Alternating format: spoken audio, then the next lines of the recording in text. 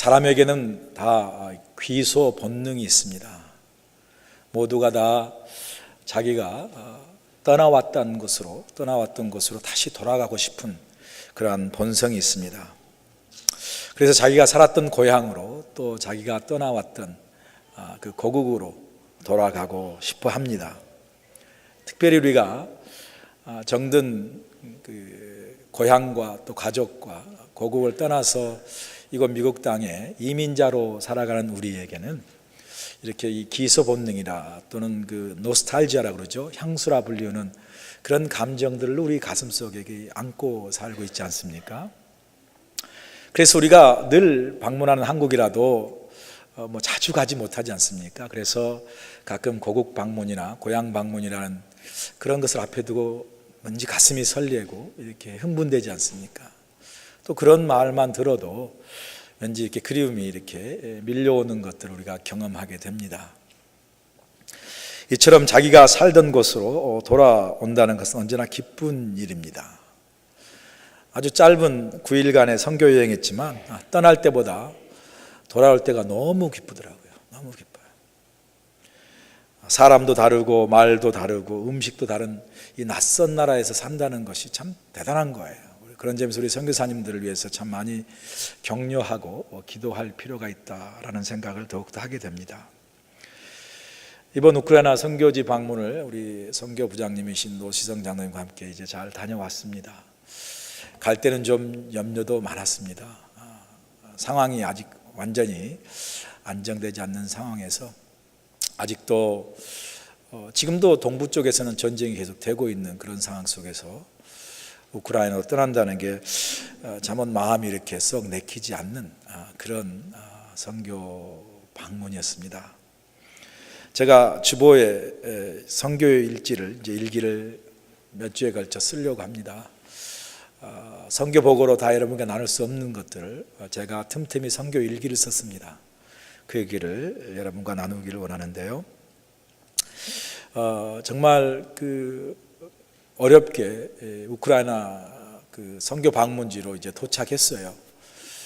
잠깐 주보에도 나눈 것처럼 거의 24시간, 만 하루 안에 우리가 선교지를 방문하게 됐습니다.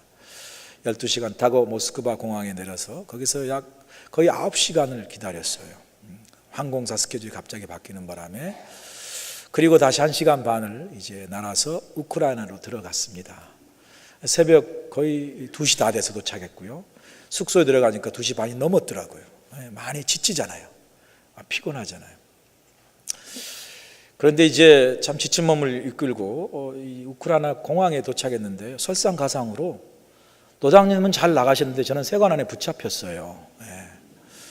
아무리 생각해도 제가 붙잡혀야 돼서는 안 되는데 수염이나 여러 가지 외모로 볼 때 꼭 노장님이 붙잡혀야 되는데 제가 붙잡힌 거예요. 이게 분명히 그 사람은 이 눈이 나쁜 사람이라는 확신하는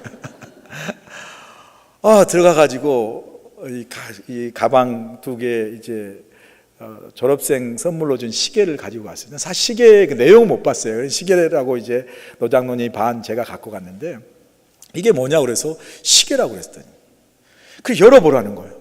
열어보니까 웬일입니까? 시계가 막 크고 좋은 거예요. 저도 못 봤어요. 근데 분명히 이게 저렴한 가격으로 한 15불 정도 상당하는 가격으로 산 거거든요. 그러니까 대단한 비싼 시계가 아닌데 졸업생 선물로 이제 부탁을 받고 사간 거거든요. 근데 이 사람들이 시계가 크고 좋으니까 이 시계를 왜 갖고 왔냐고 묻는 거예요. 그래서 제가 설명을 했죠. 이거는 나는 목사고 이 선물은 그 신학교 졸업생을 위해서 우리가 가져온 선물이다. 비싼 시계가 아니다. 라고 제가 말했어요. 근데 문제는 영어를 못 알아듣는다는 거예요. 못 알아들어요. 저도 그 사람이 무슨 말인지 못 알았는데 손으로 말한 걸 제가 설명한 거예요. 이게 뭐냐 이 소리예요 지금. 아무리 못 알아듣는 거예요. 나중에 남자분들이 2-3명이 와가지고 조금 영어가 되는 분이 와가지고 시계를 다시 갖고 갔다가 한참 있다가 오고 아주 그냥 이 시계를 주질 않는 거예요. 내보내지 않는 겁니다. 시계 덕분에 제 짐도 다 뒤졌어요. 그냥 다 큰 집 가방 다 열고요. 나중에 너무 피곤해가지고 속으로 이런 생각, 하나님 이 시계요 졸업생이 필요 없으면 저 그냥 놔두고 가겠습니다. 지금 피곤하니까 그냥 두고 갈 테니까 하나님 필요하시면 이 시계를 그냥 갖고 가게 하시든지 아니면 저기 피곤하니까 놔두고 가겠습니다. 그렇게 기도를 했어요. 기도가 끝나자마자 가라 그러는 거예요. 또 그 기도를 좀 빨리 할 거를 영어 통할 거라 생각하고 이야기했다가 설명하느라고 꽤 시간이 걸렸어요. 그거를. 어쨌든 그렇게 도착을 했습니다. 하고 이제 졸업하고요. 아주 졸업식도 참 은혜로웠습니다. 정말 하나님의 감동이 밀려오는 그 귀한 시간이었고요. 노장로님도 아주 졸업식 그 축사 연설을 아주 잘했어요. 노장님 제 설교를 더 잘했대요, 제가. 아무튼 은혜로운 시간을 가졌습니다. 그리고 이제 주일날도 성령 강림주일이라 또 예배를 아주 정말 받습니다. 은혜롭게. 여러분, 예배 시간이요, 그분들은 거의 2시간, 3시간 걸려 예배를 봐요. 절대 제가 설교 길게 해서 그런 게 아니에요. 설교는 딱 30분만 했어요, 제가. 근데요, 찬양 30분에 예배만 2시간이에요. 그래서 제가 물었어요.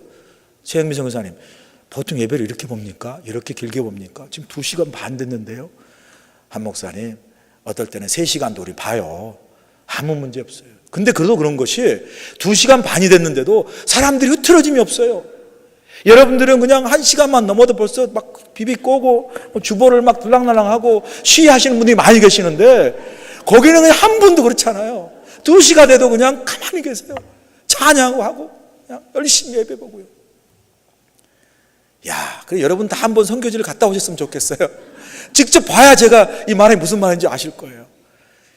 정말 성령의 역사하고요. 뜨겁게 여러분 정말 예배를 보는 거예요. 예배를.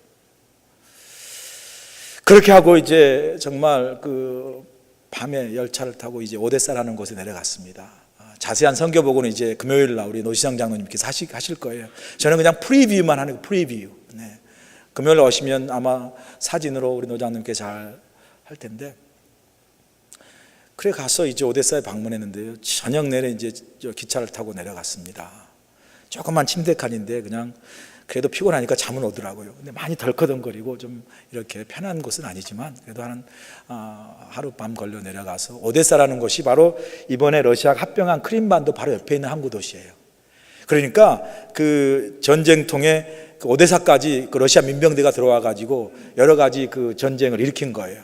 한 호텔에서는 점령해가 싸우다가 40명 이상이 죽었던 그런 호텔이 오데사에 있습니다.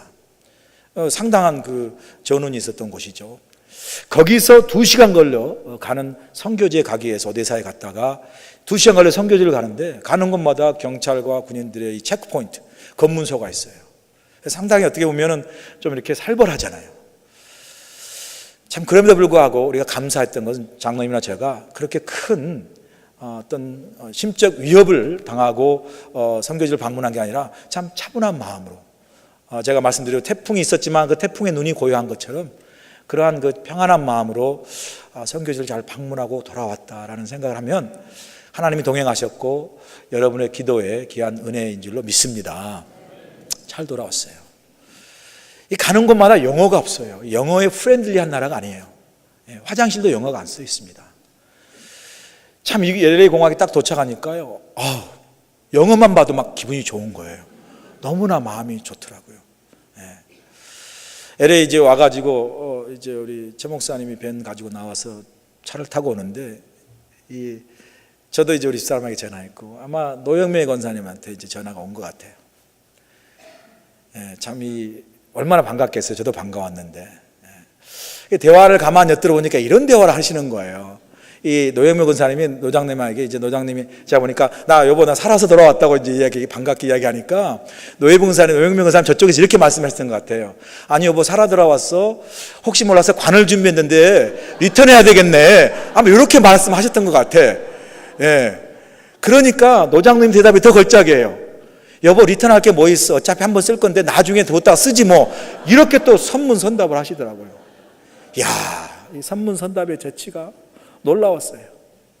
두 분이 이렇게 반갑게 농담한 걸 들으면서 이 참 내가 살던 곳에 왔다는 게 너무나 감사한 거예요. 너무나 기쁜 거예요. 하나님께 참 감사를 드렸습니다. 하나님께 감사를 드렸어요. 여러분, 이처럼 잠깐 9일의 여행도 이런데 오늘 본문에 보니까 10년 만에 이국 땅에서 정든 고향으로 돌아오는 두 여인이 있어요. 나오미와 그 며느리 룻이 이제 10년 만에 고향 땅으로 돌아오는 거예요. 베들레헴으로 돌아오는 거예요.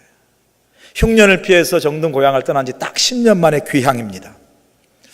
아마 10년 만에 자기가 떠났던 이 고향으로 돌아와 베들레헴 땅을 밟았던 그 나오미의 심정, 여러분 생각해 보셨어요 한번? 아마 만감이 교차했을 겁니다. 만감이 교차했을 거예요. 사실 보통은 다 정든 고향으로 돌아오면 기쁨의 귀향이잖아요. 그런데 이 나오미에게는 이 고향의 귀향길이 너무나 무겁고 너무나 아프고 슬픈 그런 쓸쓸한 귀향인 것이죠. 정말 잘 살아보겠다고 떠난 거 아닙니까? 이주하고 이민한 거죠. 그런데 그 이주했던 이민의 땅에서 남편 다 죽고요, 두 장사 아들마다 죽어서 이제 자신도 과부되고 자신을 굳이 따라오겠다는 그 이방 며느리 이 룻도 과부가 되어 두 과부가 돌아왔으니 이 돌아옴의 귀향이 얼마나 참 정말 쓸쓸하고 처량합니까?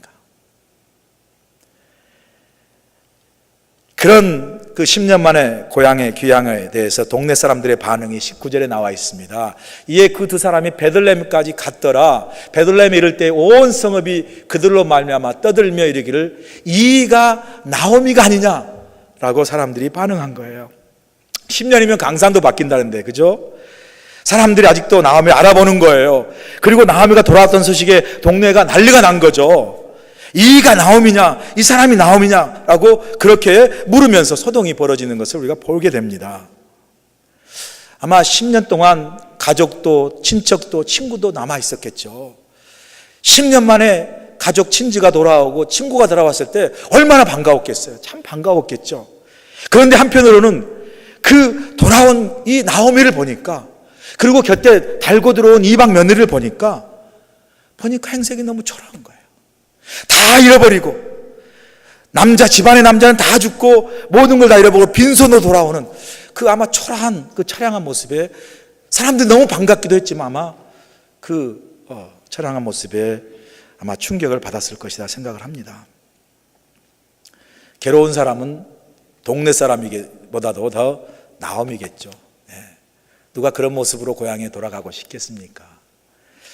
자, 그런 동네 사람들의 반응에 대해서 나오미 이렇게 대답하는 것을 우리가 20절, 21절, 오늘 말씀의 핵심인데 20절과 21절에서 이렇게 나오미가 동네 사람들의 반응에 대답합니다. 20절 보니까 나오미가 그들에게 이르되 나를 나오미라 부르지 말고 나를 마라라 부르라. 이는 전능자가 나를 심히 괴롭게 하셨음이니라. 21절 내가 풍족하게 나갔더니 여호와께서 내게 비어 돌아오게 하셨느니라. 여호와께서 나를 징벌하셨고 전능자가 나를 괴롭게 하셨거늘 너희가 어찌하여 나를 나오미라 부르느냐라고 이렇게 대답하는 것을 볼 수 있습니다. 이 두 구절, 오늘 말씀의 핵심이 이 두 구절이 그저 나오미의 귀향에 대해서 동네 사람들이 소란스럽게 반응하는 것에 대해서 나오미가 단순하게 대답하는 그러한 반응이 아닙니다. 아주 짧은 두 구절이지만 이 두 구절 속에 나오미는요, 자신의 10년의 이민생활, 10년의 자신의 삶을 돌아보고 결산하는 그런 결산의 고백이에요. 결론의 고백인 거예요. 우리는 이 나오미가 고향 베들레헴으로 돌아와 귀향에서 토로하는 자신의 인생의 고백을 통해서 우리가 그리스도인에서 이 땅에 살아가면서 때로는 인생의 실패를 경험하고 좌절과 절망을 경험하면서 어떻게 다시 회복의 자리로 나아갈 때 정말 우리가 가져야 할 필요한 중요한 믿음의 교훈, 믿음의 자세를 이 나오미의 교훈을, 이 고백을 통해서 우리가 배울 수가 있습니다. 나오미의 귀향의 고백 속에서 우리가 배울 수 있는 첫 번째는 뭐냐면 모든 회복의 시작은 바로 자신을 돌아보는 성찰과 회개로부터 시작된다는 거예요. 성찰이 뭡니까? 자신을 정직하게 돌아보는 것이죠. 회개는 더 한 단계 나아가 자신의 삶을 하나님 앞에 비추어서 돌아보는 것이 회개입니다. 본문 20절 21절에서 나오미는 자신이 걸었던 10년의 삶을 돌아보면서 나오미는 자신을 맞아주는 동네 사람들에게 자신을 나오미라 부르지 말고 자신을 마라라고 부르라고 해요. 마라라고 부르라고 그렇게 말합니다. 나오미란 뜻은 여러분 제가 말씀드렸죠. 기쁨, 즐거움, 희락이란 뜻이죠. 대신에 이 마라라고 부르라고 하는 이 마라는요, 쓰다는 거죠. 쓰라림, 괴로움, 고통이란 뜻입니다. 나오미는 자신의 인생을 돌아보면서 이렇게 고백하는 거예요. 이제 나를 나오미라 부르지 마십시오. 차라리 나를 마라라고 불러주세요. 하나님을 떠난 내 인생은 내 이름처럼 그렇게 기쁨과 즐거움의 삶을 살지 못했습니다. 하나님을 떠나 살았던 지난 10년 동안 나는 고통 가운데 살았습니다. 괴로움 가운데 살았습니다. 그러니 이제 내 이름은 기쁨이 아니라 나오미가 아니라 마라, 고통이요, 괴로움이요, 쓰라림입니다. 그래 나를 마라라 불러주세요. 그렇게 지금 고백하는 거예요. 여러분 한번 상상해 보세요. 얼마나 마음이 괴로우면 자기 이름인 나오미를 자기 이름으로 부르지 말고 그 쓰고 괴롭고 슬픔이라는 고통이라는 그 마라라는 이름으로 불러달라고 했겠습니까? 여러분 상상해 가세요. 자신의 인생에 대한 고통과 괴로움이 느껴지지 않습니까? 이 나오미의 고백을 통해서 사실 이 고백은 나오미가 얼마나 자신의 삶에 대한 내적 고통과 비통함과 찢어지는 그런 내면의 상처를 가지고 있는가를 잘 표현해 주는 그러한 고백입니다. 이렇게 나오미는요, 자신을 마라라고 불러달라고 말하면서 10년의 자신의 삶을, 10년의 자신의 인생을 이렇게 해석해서 덧붙입니다. 22절에 보니까 나를 나오미라 부르지 말고 마라라 부르라 하면서 이렇게 말합니다. 전능자가 나를 심히 괴롭게 하셔서 내가 풍족하게 나갔는데 나로 빈손으로 돌아오게 하셨다. 그리고 또 나아가 해석합니다. 그리고 그렇게 내 인생이 그렇게 된 것은 여호와께서 나를 징벌하셨기 때문에, 나를 징계하셨기 때문에 그랬다라고 고백하고 있는 걸 볼 수 있습니다. 자기 인생이 이렇게 된 것이 바로 여호와께서 나를 징계하셨기 때문에 그렇다라고 고백하는 거죠. 그러면서 두 번이나 전능자가 나를 괴롭게 하셨다라고 말합니다. 나오미는 자신의 모든 실패 인생이잖아요.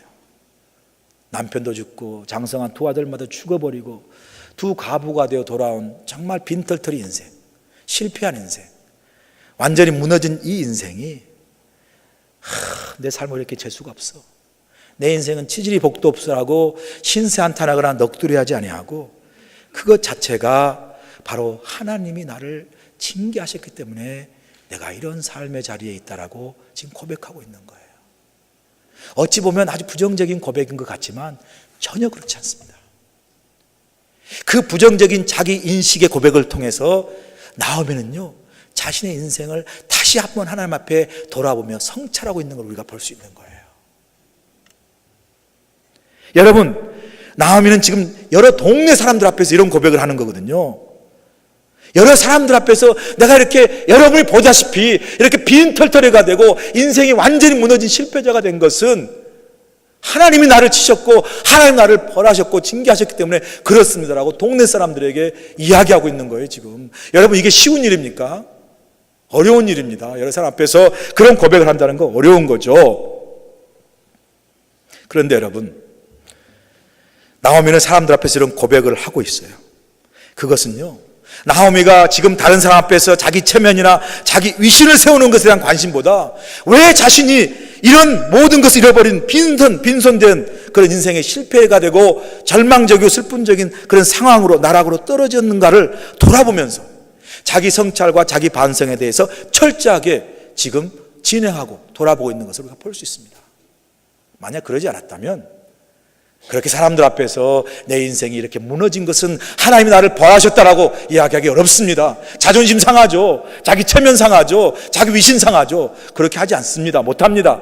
그러나요, 나오미는 지금 그런 사람들 앞에서의 자기 체면과 자기 위신이 중요한 게 아니라, 자존심이 중요한 게 아니라 지금 내 인생이 이렇게 된 것에 대해서 다시 한번 하나님 앞에 자기 인생을 돌아보며 무엇이 잘못되었는가, 어디로부터 내가 잘못되어 이러한 상황이 이뤘는가를 지금 철저하게 돌아보며 반성하고 있다는 거예요. 그것이 앞섰기 때문에 이런 고백을 사람들 앞에게 할 수 있는 것이죠. 그러므로 그의 나오미의 고백은요, 실패에 대한, 인생 실패에 대한 신세한탄이나 넋두리가 아니죠. 철저한 자기 성찰과 자기 반성과 그 성찰 속에서 자기 고백적인 회개를 우리가 보게 되는 거예요. 그래서 20절, 21절에 고백하는 거예요. 나를 나오미라 부르지 말고 마라라 불러라. 전능자가 나를 괴롭게 하셨고 나를 징벌하셨기 때문에 내가 이런 삶의 자리에, 이런 무너진 삶의 상황 속에 있다라고 고백하는 거죠. 그 고백 속에서 뭘 이야기합니까? 그녀는 이런 깨달음을 얻는 거예요. 내가 하나님께 물어보지도 않고 약속의 땅을 마음대로 떠났다는 것이죠. 그리고 하나님이 그만 이방인들과 함께 어울려 자식을 결혼시키고 10년이나 버티고 살아온 거예요. 그리고 나서 모든 걸 다 잃었어요. 그리고 나서 자신의 인생을 돌아보고 깨달아요. 이 모든 상황이 내가 하나님을 불순종하고 하나님을 떠난 것으로 인한 결과였구나. 그런 영적으로 자신의 삶을 조명해 보니까요, 자신의 실패한 인생이, 자신의 삶의 절망적인 상황이 그저 단순한 내 인생의 실패고 절망이 아니라 바로 하나님이 나를 징계하시고 징벌하시는 손길이라는 것을 깨달은 겁니다. 나오미가 그 사실을 믿음의 안목을 가지고 영적인 눈으로 해석할 수 있을 때 나오미는 이런 고백을 통해서 자신의 삶에 대한 반성과 회개의 고백을 할 수 있게 된 것이죠. 여러분, 이것이 중요한 거예요. 하나님 앞에서 자신의 삶을 비추어 잘못된 것을 깨닫고 반성하고 회개하는 것이 중요하다는 것이죠. 모든 걸 다 갖고 성공한 줄 알았더니 내 인생을 돌아보니까 나는 부족한 사람인 거예요. 나에게 능력이 아무것도 가진 게 없어요. 능력이 없어요. 정말 나는 연약한 죄인이라는 사실을 깨닫고 다시 한번 주님 앞에, 하나님 앞에 회개하는 이 고백이 중요하다는 거죠. 모든 신앙의 출발은 바로 이 회개의 고백에서부터 출발합니다. 모든 구원의 역사는 바로 이 회개의 철저한 자기 반성, 자기 실존에 대한 인식에서부터 출발하는 거예요. 이게 없으면요, 하나님 은혜와 구원의 역사가 내게 능력으로 다가올 수가 없습니다. 바로 이것이 중요한 겁니다. 나는 정말 하나님 없이 무너진 인생이었습니다. 하나님 없이 정말 실패한 인생이었습니다. 그러니 이제 하나님이 필요합니다. 그 징벌하신 손길을 통해서 내게 다가오신 그 하나님에 대한 그 손길을 깨달으면서 그 앞에서 회개로 고백하는 거예요. 거기서부터 구원이 시작되고요, 거기서부터 믿음이 시작되고 신앙이 시작되고 구원이 시작된 줄 믿습니다. 이게 중요한 거예요, 여러분. 그래서 회복의 시작은요, 우리의 잘못과 실수, 부족함과 연약함을 그대로 인정하고 회개하며 하나님 앞에 나오는 것부터 시작하는 거죠. 여러분, 어려움과 고난 가운데 있습니까? 바라기는요, 나오미처럼 여러분 그 고난과 어려움이 여러분 자신의 삶을 돌아볼 수 있는 성찰의 기회로 삼을 수 있기를 간절히 소원합니다. 내가 하나님께 징벌받았다, 죄를 받았다, 그런 결과론적 인과응보적인 것이 중요한 것이 아니라 그걸 통해서 내가 하나님 앞에 나의 삶을 다시 한번 돌아보고 성찰할 수 있는 것이 중요하다는 것이에요. 그 고난과 역경을 통해서 여러분 삶을 돌아보시면서 하나님 앞에 내가 바로 서야 할 것이 무엇이고, 내가 하나님 앞에 부족한 것이, 연약한 것, 허물이 있다면 무엇인가를 돌아보고 성찰할 수 있는 기회로 우리가 삼을 수 있다면 그 고난은 여러분을 다시 하나님 앞에 온전히 세우는 축복의 통로가 될 줄로 믿습니다. 그런 자신의 연약함과 부족함을 깨달았어요. 이것이 하나님이 나를 향한 정말 징벌의 손길이라고 고백해 가면서까지 자신을 돌아보고 회개하는 그 손길을 통한 깨달음이 있으면요, 시편 기자 119편의 기자 고백처럼 이런 고백을 할 수가 있어요. 71절에 이렇게 고백합니다. 고난당한 것이 내게 유익이라 이로 말미암아 내가 주의 율례들을 배우게 되었습니다.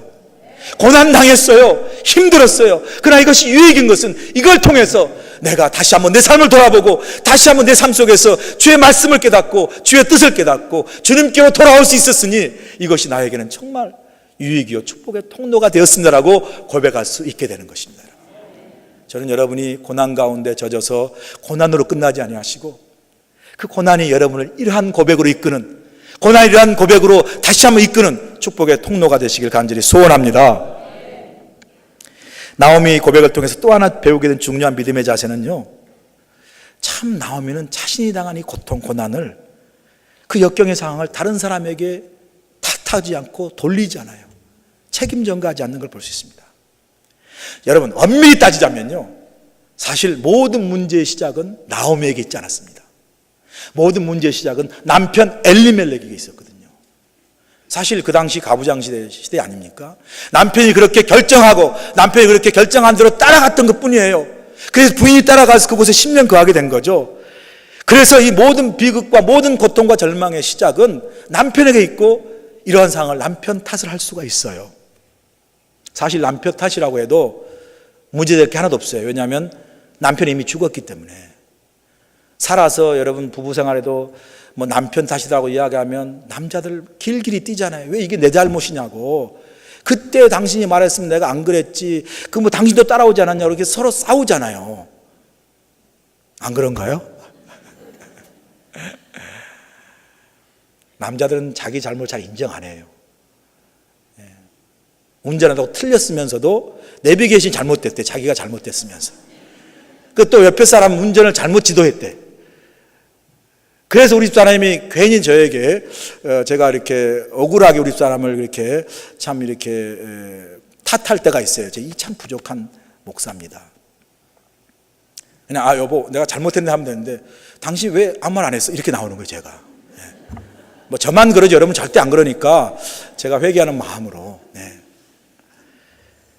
그런데요, 남편이 이미 죽고 없기 때문에 남편 탓한다고 시비 걸 남편도 없어요. 그런데 나오미는 그렇게 하지 않습니다. 자신의 고백 속에서 이 모든 상황이 자신의 탓임을, 자신의 책임임을 그의 고백을 통해서 1인칭인 나를 사용하고 있어요. 나를 사용하고 있어요.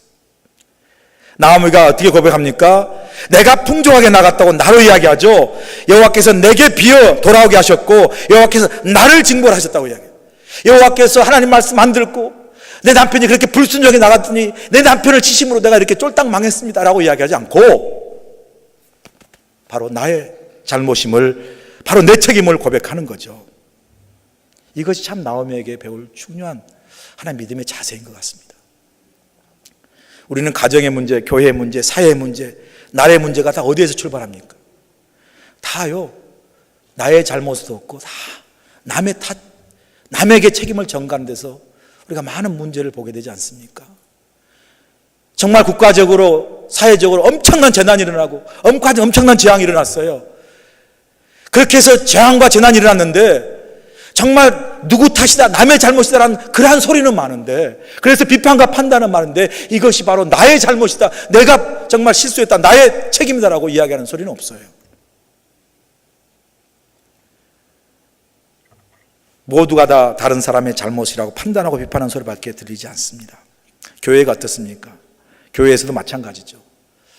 이게 나의 잘못, 내 책임이다라고 고백하는 사람보다도요, 다른 사람이 잘못이고 다른 사람의 실수라고 비판하고 판단하는 소리가 교회 안에서도 높습니다.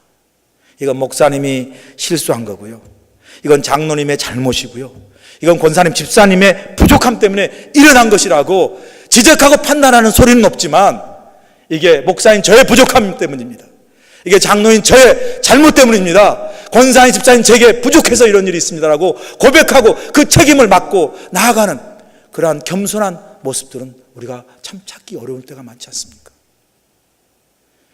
그런 모습이 없기 때문에 교회가 소리가 커지고요, 다투고 싸우는 것. 저는 우리 교회가 어떤 일이 났을 때 이것이 우리의 잘못이고 나의 부족함 때문에 일어남으로 인해서 나를 통해서 그 회복과 아름다운 치유 역사가 일어날 수 있는 그러한 서로를 비판하고 판단하기보다도 실수를 인정하고 상대방을 용서하고 배려하는 그런 사랑의 공동체가 되기를 간절히 소원합니다. 이렇게 자신의 잘못과 부족을 인정하고 회개할 때 하나님의 은혜가 역사하고요, 그 회개의 고백 속에서 새로운 회복의 시작이 시작되는 줄로 믿습니다. 그래서 사도 바울 로마서 5장 20절 이렇게 고백해요. 율법이 들어온 것은 범죄를 더하게 하려 함이라, 그러나 죄가 더한 곳에 은혜가 더욱 넘쳤다라는 거죠.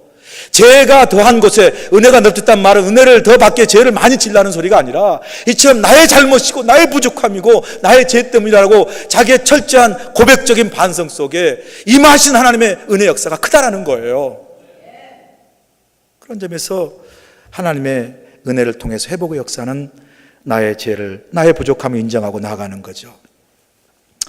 그래서 예수님께서 마태복음 5장의 팔복에서 제일 첫 번째 말씀한 게 뭡니까? 심령이 가난한 자는 복이 있나니 천국이 그들의 것임이고요, 두 번째 팔복 중에 하나가 애통하는 자는 복이 있나니 그들이 위로를 받을 것이라는 거예요. 나의 잘못과 부족함과 연약함을 인정하고 애통하고 그 애통함 속에 하나님의 은혜가 필요합니다라고 가난한 심령으로 고백하여 나오는 그 사람이 천국을 경험하고 그 사람의 은혜를 경험하고 그 사람이 하나님의 위로를 받을 수 있다는 거예요. 여러분, 저 여러분 삶과 우리 교회가 그러한 하나님의 은혜를 경험해서 천국이 되고 늘 우리 가운데 위로를 함께하는 사랑의 공동체들을 간절히 소원합니다. 두 번째 나오미 기양의 고백을 통해서 배우게 되는 믿음의 교훈은 뭐냐면요, 나오미는 고난 가운데서도 자신의 고백 속에 요 하나님을 어떻게 고백하냐면요, 전능하신 하나님으로 고백하고 있어요. 이 전능하다는 말은 히브리 말로 샤다이라는 뜻이에요. 샤다이. 그리고 하나님은 엘이라는 뜻이죠. 이 나오미는 지금 자신의 고백 속에서 하나님을 어떻게 고백하냐면 엘샤다이, 즉 전능하신 하나님이라고 고백합니다. 20절 21절에 보면 두 번에 걸쳐서 전능하신 하나님, 엘샤다이 하나님을 고백하고 있어요. 나오미는 사람들 하여금 자신을 나오미라 칭하지 말고 마라라 불러달라고 이야기하면서 그 이유를 전능자가 자기를 심히 괴롭게 하셨기 때문이라 라고 이야기해요. 이 나오미의 전능자 하나님, 엘샤다이 하나님의 고백을 통해서 우리는 하나님의 전능하심에 대해서 다시 한번 생각하게 되는 거예요.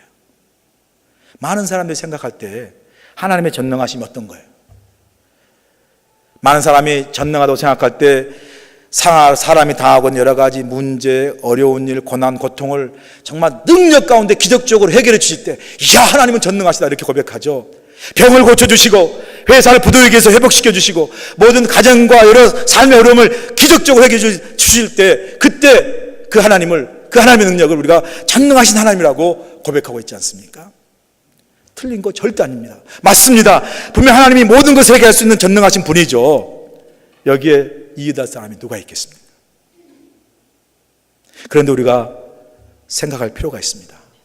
그렇다면 그 전능하신 하나님이 그렇게 우리의 삶 가운데 전능하신, 우리의 기대와 우리의 모든 것을 부응케 하신 전능함으로 인하셨기에 우리 삶에 고난이 없습니까? 우리 삶에 어려움이 없습니까? 저 전능하신 하나님이 그렇게 우리 가운데 기적적 역사했기에 우리 삶에 뭐 어떤 고통과 어려움이 없습니까?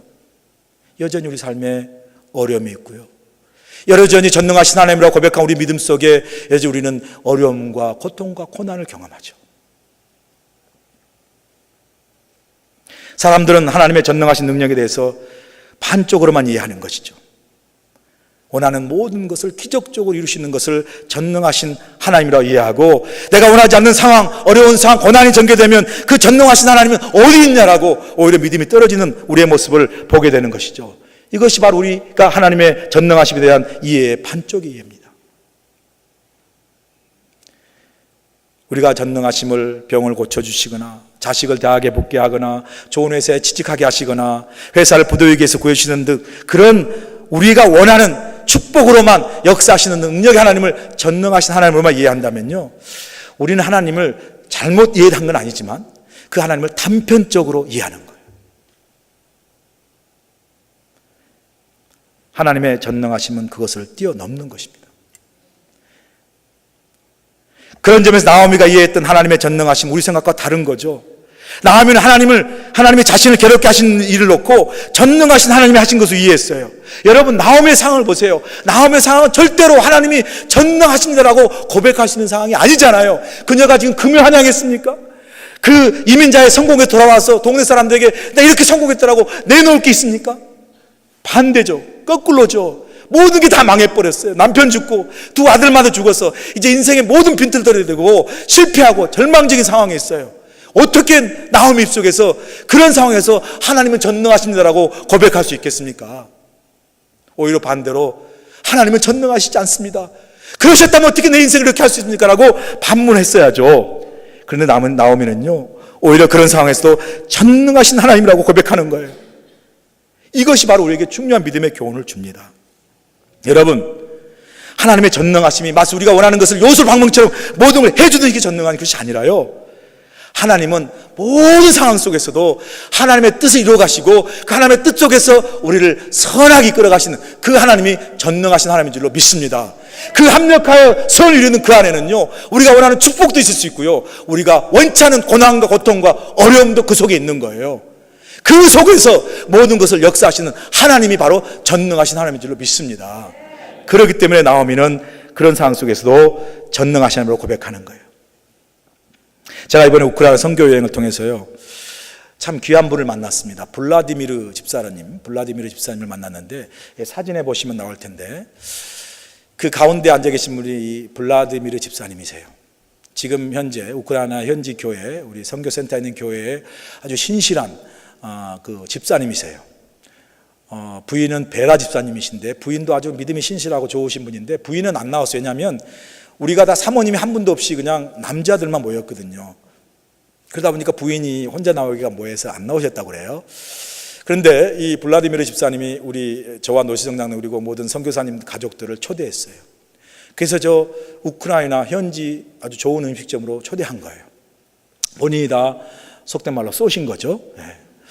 그런데 이게 사실인지 아닌지 모르지만 우리 노장도 들으셨으니까, 선교사 생활하신 지 3년 되셨고, 우리 김대호 선교사님, 송 선교사님은 거의 6년 넘어 7년 돼 가시고, 보이지 않는 분이 10년 돼 가신 선교사님이 계시는데 저에게 그런 거예요. 목사님, 정말 저는요 이렇게 10년 동안 6년 3년 동안 있어도 이 식당이 이렇게 여기에 좋은 식당이 있는지 몰랐어요. 지나가기만 하지 몰랐대요. 한 번도 이 교인들이 직접 이렇게 초대해 가지고 식사를 이렇게 한국식으로 이렇게 사서 대접받아 본 적이 없대요. 안 놀라시는군요, 여러분들은. 이 선교사님들 상당히 놀랐어요. 왜냐하면 제 덕분에 먹었다는 거예요. 저를 이렇게 올려주시기 위해서 그런 건지 모르겠지만 사실 그렇게 심각하게 고백을 하더라고요. 뭐 그렇게라도 선교사님들 위로를 했다면 제가 감사한 거죠. 자, 그런데요, 식사하다가 이제 이 전통 음식을 먹는데, 식사하다가 이 블라디미르 집사님이 참 이런 귀한 간증 고백을 해요. 자기 어렸을 때부터 이제 교회는 다녔대요. 우크라이나 정교회죠. 러시아 정교, 우크라이나 정교가 있는데, 우크라이나니까 우크라이나 정교가 있어가지고 할머니를 따라서 교회는 갔대요. 근데 교회 가서도 성경 공부도 없고 말씀 공부도 없대요. 어렸을 때는 특별히 우리가 못 알아듣는 그런 자기들만의 언어로, 그게 라틴어 같죠. 아마 여전히 정교에서는 그렇게 예배를 본대요. 못 알아듣는 거예요. 교회는 다녔지만 하나님도 모르고 예수님도 모르고 정말 믿음의 경험을 하지 못했던 거예요. 그렇게 이제 살아온 거예요. 한 50년을. 그런데 이 블라디미르 집사님이 50살 때 하나님을 만났어요. 2000년도에 만났대요.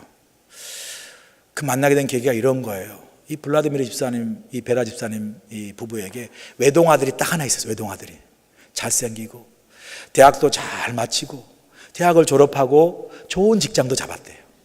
결혼 안 했지만 이제 얼마 안 있으면 결혼도 하고 정말 아름다운 가정, 아름다운 미래를 이렇게 개척해 나갈 수 있는, 새롭게 시작할 수 있는 그 외동아들 하나가 있었는데, 그 외동아들이 회사에서 퇴근해 집에 돌아오다가 교통사고로 죽었대요. 그때 이 두 집사님 네 분이 완전히 절망했대요. 얼마나 절망했냐면 이 아들이 자기들의 다였다는 거예요. 이 아들만 바라보고 살았대요. 그것이 자기들의 기쁨이었고 행복이었대요. 그런데 그 아들이 갑자기 교통사고로 죽어버린 거예요. 그래서 자기는 그 상황에서 거의 술로 지설 수밖에 없는 거죠. 자기 막내 동생도 그 알코올 중독으로 죽었대요. 자기도 이런 그 고통을 경험하니까 아마 술로 죽었을 거래요. 그리고 자기 부인인 베라 집사님은 아마 이 충격으로 인해서 도저히 충격을 이기지 못하고 아마 정신병자가 됐을 거래요. 정신병자 돼서 죽었을 거예요. 모든 것이 끊어져 버리고 나무처럼 절망이었대요. 그때 선교사님이 그들에게 복음을 전한 거예요. 선교사님이. 그리고 그 복음을 통해서 하나님을 만나고 그 복음을 통해서 예수님을 만난 거예요. 그 복음을 통해서 영생의 소망과 구원의 소망을 배운 거예요. 그러면서 그들이 그 절망적인 상황 속에서 그 선구사의 복음의 증거를 통해 전파를 통해서 예수 그리스도를 영접하고 하나님을 만남으로 알코올 중독자로 죽을 수밖에 없었고 정말 정신병자 돼서 죽을 수밖에 없었던 자기 부부들이 그 하나님, 그 주님 때문에 살았대요. 주님 때문에 살았대요. 할렐루야. 주님 때문에 살았대요. 그래서요, 지금은 정말 열심히 교회를 섬기는데 이렇게 고백해요. 그 이후로 14년 동안, 우리 노장님 들으셨어요. 그 이후로 14년도 하루도 그러지 않고 매일 5시에 일어나서 1시간 동안, 6시간 동안 1시간씩 말씀을 읽는데요. 그리고 6시에서 7시까지 기도하고 그러고 하루를 시작한대요. 그런데 이렇게 또 고백해요. 13년 동안 그렇게 하면서 한 번도 빠지지 않는 기도가 있대요. 그래서 그게 뭐냐 그랬더니 13년 동안 그렇게 기도하는 가운데 한 번도 빠지지 않고 하는 기도가 감사기도예요. 감사기도. 자기가 알코올 중독으로 아들이 잃어서 죽을 수밖에 없었고 모든 것을 잃어버린 절망적인 상황에서 부인이 정신병자로 죽을 수밖에 없었던 우리 부부를 하나님께서, 주님께서 살려주신 것, 그리고 다시 그 구원의 소망을 가지고 아들을 다시 바라보는 영생의 소망을 가지고 이렇게 오늘도 기쁘게 살아갈 수 있게 하신 것, 이것이 너무나 감사해서 매일 하루도 빠지지 않고 하나님께 감사의 기도를 드린대요. 할렐루야. 그러면서 한 번도 예배 빠지지 않고 예배 참석하고요. 그러면서 마지막에 나는요 모든 영광을 하나님께 올립니다. 그래요. 너무나 감동이 돼가지고요. 너무나 감동이 됐어요. 여러분, 이것이 바로 전능하신 하나님이 아니십니까, 여러분? 아들을 교통사고에서 막 엄청나게 다쳤는데 기적적으로 살려주셔서, 이 하나님, 내 아들을 이렇게 교통사고 가운데 살려주셨으니 감사합니다. 이것도 전능하신 하나님이시지만 아들이 죽어버렸어요. 그래서 모든 것이 절망적으로 끝나버렸음에도 불구하고 그 절망의 상에서 죽지 않고 다시 소망을 가지고 살게 하신 이 하나님, 이 하나님이 전능하신 하나님이실 줄 믿습니다. 이 고백을 하는 거예요. 이 전능하신 하나님. 여러분, 우리가 아직 고난과 고통 가운데 있을 수 있습니다. 어려움 속에 있을 수 있습니다. 모든 일이 잘 되고 모든 일이 잘 정말 풀리게 하셔서, 그래서 전능하신 하나님 감사합니다. 그래서 전능하신 하나님만 고백할 수 있는 것입니까? 우리가 어려운 고난과 역경 속에서는 전능하신 하나님을 고백할 수 없는 것입니까? 아니라는 것이죠. 아직도 우리가 고난과 역경 가운데 있어도요, 내 안에서 나를 붙잡고 가신 하나님, 아직도 나를 포기하지 않고 끝까지 그 고난 속에서 나를 이끌어 가시는 그 하나님, 그래서 오늘도 내가 다시 일어나서 걸어갈 수 있는 그 하나님, 그 하나님이 우리에게 전능하신 하나님인 줄 믿습니다. 그 하나님이 우리에게 살아계신 전능하신 하나님이시죠. 나오미는 그렇게 고백해요. 하나님이, 그 전능하신 하나님이 나를 괴롭게 하셨대요. 괴롭게 하셨대요. 여러분, 하나님이 여러분 괴롭게 하시는 거 좋으세요? 여러분 가운데 누가 여러분 일부러 하나님이 여러분을 괴롭게 하시는 거 좋아하시는 분이 누가 있겠어요? 나오미가요, 전능하신 하나님이 나를 괴롭게 하셨다는 말을 다른 말로 표현하면요, 하나님이 나오미 인생에 간섭하셨다는 거예요. 개입하셨다는 거예요. 솔직히 우리는 원하죠. 하나님, 내 인생 간섭하지 말고 개입하지 마시고요, 괴롭게 하지 마시고 그냥 내 인생 내가 원하는 대로만 잘 가게 해주세요. 그러면 하나님 전능하신 하나님을 믿고 내가 날마다 예배의 자리에 하나님의 감사 자리에 있겠습니다 라고 고백을 하기 쉽죠. 자, 우리가 묻습니다. 그렇다면 우리가 그렇게 하신 하나님 때문에 이 자리에 더 있을까요, 없을까요? 여러분 어떻게 생각하십니까? 저는요, 아마 이 자리에 없을 분이 더 많으실 겁니다. 오늘 내가 이 자리에 있는 것, 여기 이렇게 하나님의 자리에 예배 자리에 나와 하나님을 주로 고백하며 예배할 수 있는 것은요, 하나님이 나를 개입하셔서, 내 인생에 개입하셔서 나를 때로는 괴롭게 하시고 나를 때로는 고난과 어려움 가운데 나를 다시 이렇게 채찍질 하셨기 때문에 그거로 인하여 내가 하나님 앞에 다시 그 나의 부족함과 연약함을 깨닫고 돌아올 수 있어서, 하나님께 나아올 수 있어서 다시 하나님의 사람으로 그릇된 길로 가지 않고 하나님 사람 나를 인도하셨기 때문에 오늘 우리가 이 자리에 있는 줄로 믿습니다. 하나님의 개입과 간섭을 여러분 싫어하지 마세요. 그 간섭과 그 괴롭게 하심과 개입이 있으셨기 때문에 오늘 내가 있는 겁니다. 오늘 여러분이 있는 겁니다. 그게 하나님의 섭리예요. 그래서 히브리서 12장 8절에 보니까 징계는 다 받는 것이거늘 너에게 없으면 사생자요 참 아들이 아니래요. 하나님이 저와 여러분을 사랑하시기 때문에 때로는 간섭하시고 개입하세요. 그때 그 걸음을 지나고 고통을 지날 때는 힘들죠. 그러나 그 고통이 있었기 때문에, 그 고난이 있었기 때문에 그 고난을 통해서 내가 하나님을 보게 되고요, 블라디미르 집사님 하나님을 만나게 되고요. 다시 하나님께 설 수 있으니 그 간섭하심이 하나님의 축복이 아니겠습니까? 하나님의 은혜가 아닙니까, 여러분? 여러분 삶에 이런 고백이 있기를 간절히 축원합니다.